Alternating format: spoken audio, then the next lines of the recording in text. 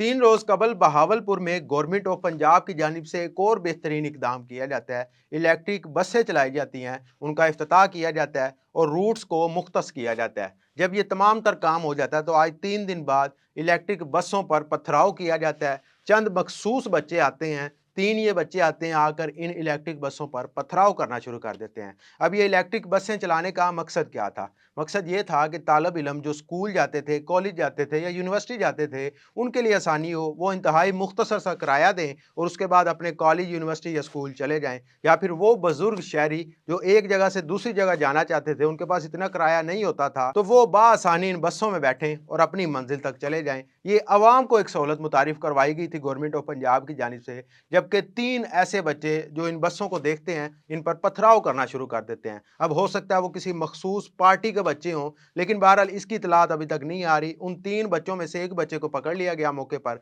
Conductor उतरता है, उतर कर उस बच्चे को पकड़ लेता है। उनके वालिदैन को बुलाया जाता है, वालिदैन से हर्जाना लिया जाता है। यानी जो नुकसान बच्चों ने किया, वो उनके वालिदैन से पूरा करवाया जाता है। अब ये नुकसान वालिदैन से क्यों पूरा करवाया जाता है? आपके ज़हन में ये सवाल आ रहा होगा। तो वालिदैन से नुकसान इस वजह से पूरा करवाया गया है कि कल को वो अपने बच्चे को तमीज़ सिखा सकें, उनकी तरबियत कर सकें, उनको बताएँ कि अगर गवर्नमेंट कोई अच्छा काम कर रही है, तो आपने उसके खिलाफ नहीं जाना, आपने उस पर पथराव नहीं करने, आपने उस अच्छे काम को सराहना है। अब कितने साल ये पुराना शहर है, लेकिन आज ग्रीन बसें यहाँ पर चल रही हैं। अवाम की सहूलत के लिए वो बसें चलाई गई और इंतहाई मुनासिब किराया रखा गया। लेकिन जो बच्चों ने ये हरकत की है, इस पर आप अपनी राय से कमेंट सेक्शन में ज़रूर इज़हार कीजिएगा और वालिदैन से अब जो पैसे ले लिए गए हैं, क्या वो ठीक किया गया है? अपनी राय से कमेंट सेक्शन में ज़रूर इज़हार कीजिएगा। हमें दीजिए इजाज़त। अल्लाह निगहबान।